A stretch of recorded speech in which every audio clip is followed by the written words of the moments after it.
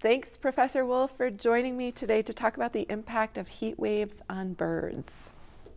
My pleasure. So, worldwide, heat waves are increasing in frequency and severity. And at the end of July, President Biden actually issued an executive order regarding extreme heat. The risks to humans are serious and deadly worldwide. But I'd like to start with you with a technical question. Thermoregulation. How do birds regulate their body temperature versus how mammals, humans, do?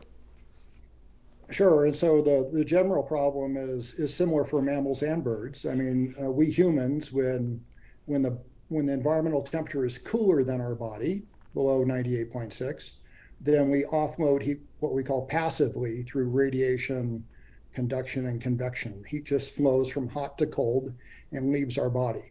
And thus the internal heat that we produce is dissipated in part to the environment, right? But as the temperatures increase, uh, we get a reversal in the gradient for heat loss, right? When the environmental temperature gets hotter than our bodies, with mammals or birds, then we get heat gain from the environment.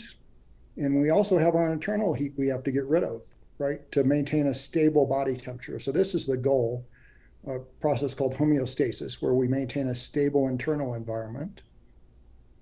When the environmental temperature is hotter than our bodies, the only way we can do that is by evaporating water. Because these other means of heat transfer, radiation, conduction, convection, which rely on a gradient, the gradient is now T hot is the outside and our body is cooler. And so we have heat flowing into us by those other means. So we have to evaporate water. Evaporation of water is very, very effective in carrying off heat. And so if we secrete water under our skin surface or we pant like a dog, we can evaporate water and get rid of heat that way.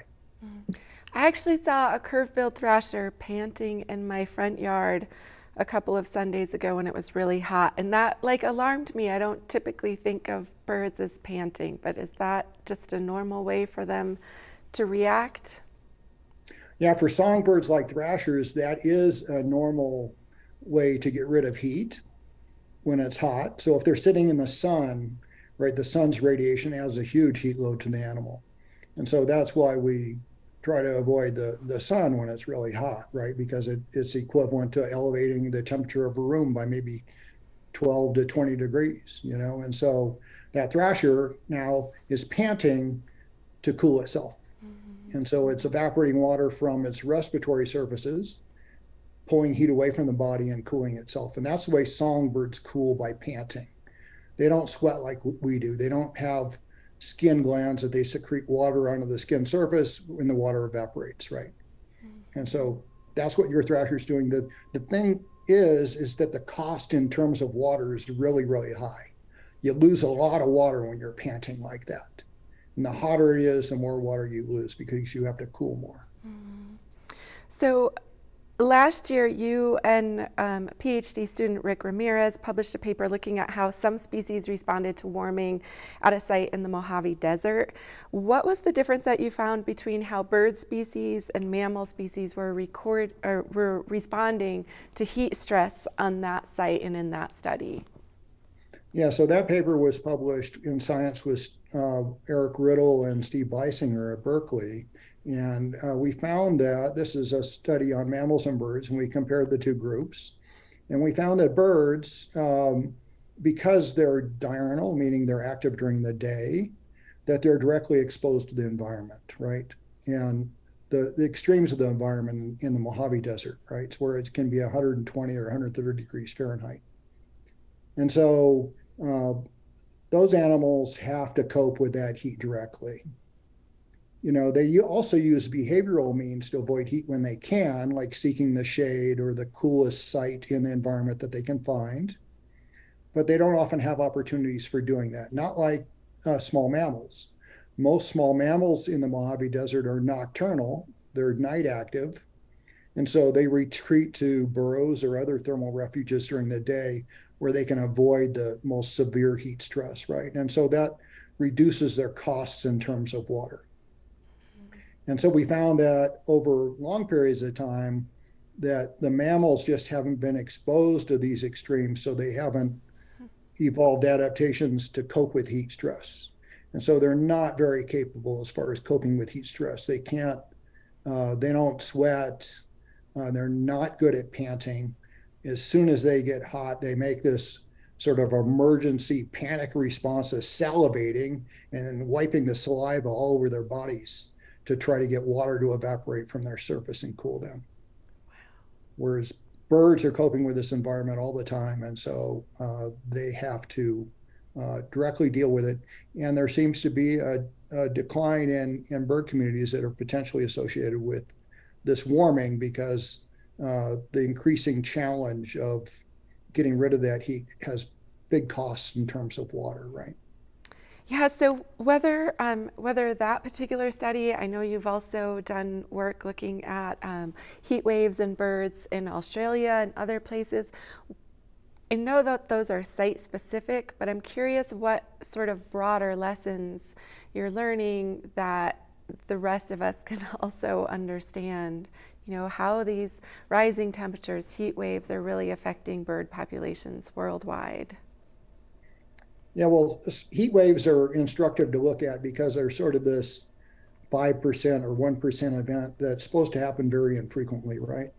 And so right now, or at least in the last decade, the current heat wave where you had 3 to 5 days that were above the sort of 95th percentile for high temperatures would occur once every 20 years. They're projected in the future to occur once every 1 or 2 years, and we're already seeing that the frequency of heat waves is greatly increasing. You can look around the world right now. I mean, Seattle's supposed to be 110 or whatever it's supposed to be. It was over 110 degrees in British Columbia 2 years ago, right? And so these are temperatures that animals have not seen in their recent evolutionary history. And so they're not prepared physiologically for them, right? And so I think 2 years ago, we actually saw there were news reports of baby birds jumping out of nests because they were so hot. And so these heat waves hurt birds in a couple of ways. One is that they may just cause them to overheat. The bird can't evaporate enough water to stay cool, so its body temperature rises to an extreme level where it just dies, right? And so that would be heat stroke in humans. We see the same thing in humans. It's one of the causes of death. The other way is that they could evaporate water and cool themselves, but when it gets really hot, they suspend activity and they stop foraging. And so they don't have access to water.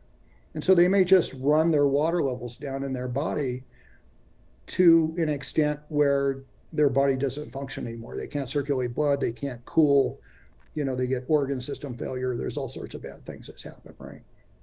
And so those are sort of the direct ways. Deserts and hot places are good places to look at that because we see it more frequently and the examples are more stark, right? The interesting thing is, or the scary thing is, most of the warming, the poles are warming 3 to 4 times faster than these more subtropical areas like deserts, right? And so, and those animals have never seen these kinds of temperatures in their recent evolutionary history. And so they're totally unprepared for these heat waves. And I think, we're seeing in the Arctic now that this is going to be a real problem, right? And animals just can't cope with the heat. They're unprepared for it physiologically or behaviorally. There's no place to escape. And so I think in general, looking in hot desert shows us the sort of the standard response to heat stress and what the best that animals can do are with it. But we extend that to more temperate areas where it's cooler, and we see that these animals can't cope with these extremes hardly at all. And so that would be one thing I would say about that. Yeah, I mean, just watching what happened in Europe, in the United Kingdom in July, London, 104-degree temperatures, and obviously that has vast human impacts, but I couldn't help but think of all the bird species and other animals that are just completely not equipped to deal with those sorts of temperatures. It's, So I think that my point there is that, you know, we know that there are things that we need to do as a society in terms of addressing climate change. But people watching this program, people, you know, sort of watching these heat waves and the impacts, you know, we always wonder, what can I do? Are there actions that you can take in your own yard or neighborhood or community or city that can make a difference? And I'm curious, you know, what you think about that.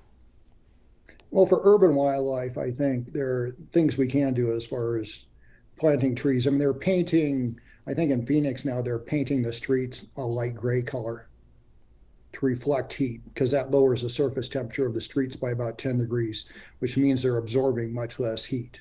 Right. I mean, the ultimate thing is we've got to mitigate and stop, you know, our greenhouse gas production really, really quickly, because the rate at which this is accelerating is unprecedented. If you look at the amount of water that's just melting off of the Greenland ice sheet from a recent heat wave there a week or two ago, you know, the climate scientists are conservative by nature in what they publish and what they say.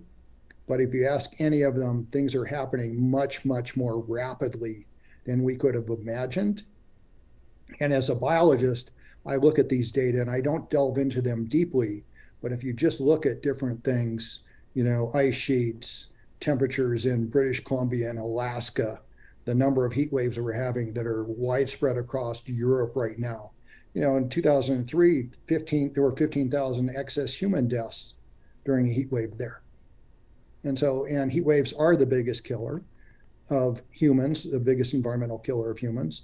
It's hard to find out what's going on with wildlife, because if a bird drops dead in the desert, who's there to see it, right? It's like a tree falling in the forest. It's like, you know, it's not like people are out there surveying this all the time. And so unless it's an event that happens in an inhabited area, like the flying foxes in Australia or the budgies in Australia, where we've had these mass die-offs of thousands or 10,000s of animals, it's not generally seen. And so it's much harder to quantify what's going on and where these stressors are going to show up and how much they're going to hurt animal populations, right? So, and those are just the direct effects of the climate event. Right, we're drying, and especially the Southwest, it's drying. We've been under drought conditions for 20 years. That could extend for the foreseeable future, certainly my lifetime from the projections, you know, and it's that chronic drying and warming that put chronic stress on animals and humans, right? We see human populations now are being stressed by water stress. If you look in the West, the Colorado River, the water stress is just going to continue to increase. That increase in temperature combined with the increasing drought really reduces the abundance of plant growth and secondary productivity, such as food for animals, insects, and those kinds of things. So that increased stresses on all animal populations as well. So those are sort of indirect effects that we can't really quantify at this point that continue to accelerate. Right. Well, thank you, Dr. Wolf, for talking with me about this today. I appreciate it. Sure. You're very welcome, and I'm great seeing you again. Thanks.